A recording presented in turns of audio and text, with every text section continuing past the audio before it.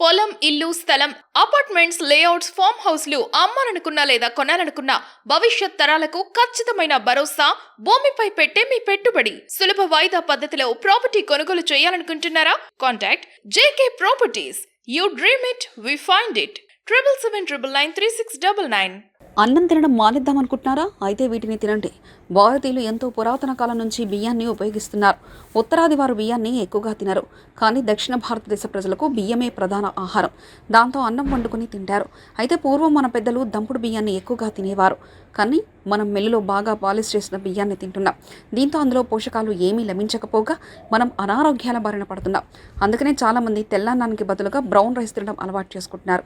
అయితే brown rice తినలేని వారు కింద తెలిపిన ప్రత్యామ్నాయ ఆహారాలను అన్నానికి బదులుగా తినవచ్చు. దీంతో బోలెడు ప్రయోజనాలు కలుగుతాయి. క్వినోవా. అన్నం తినడం మానేద్దామనుకున్న వారికి క్వినోవా ఉత్తమమైన ఆహారం అని చెప్పవచ్చు.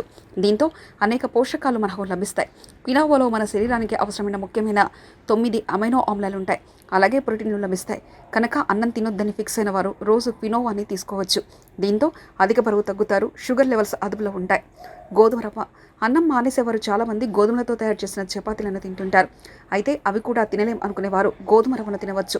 దీంతో ఉప్మా లేదా దాలియాలాగా తయారు చేసుకొని తినవచ్చు. అన్ని కూరగాయలు లేవేసి వండి తింటే భలే రుచిగా ఉంటుంది. అలాగే పోషకాలు కూడా లభిస్తాయి. గోధుమ రవ్వలో magnesium, manganese, folate, iron, vitamin B6తో పాటు కావలసినంత ఫైబర్ లభిస్తుంది.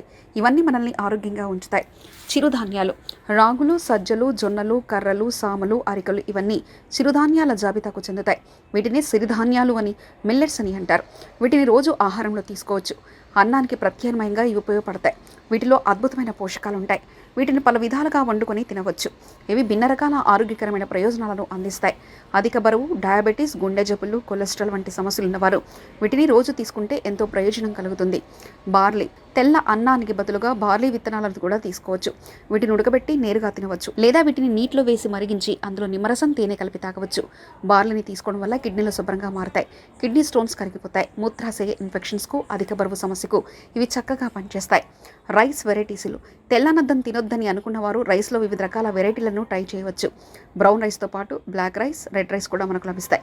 ఇవి కూడా అద్భుతమైన పోషకాలను కలిగి ఉంటాయి. వీటిని కూడా రోజు తీసుకోవచ్చు. దీంతో ఫైబర్, విటమిన్లు, ప్రోటీన్లు లభిస్తాయి. ఆరోగ్యంగా ఉండవచ్చు.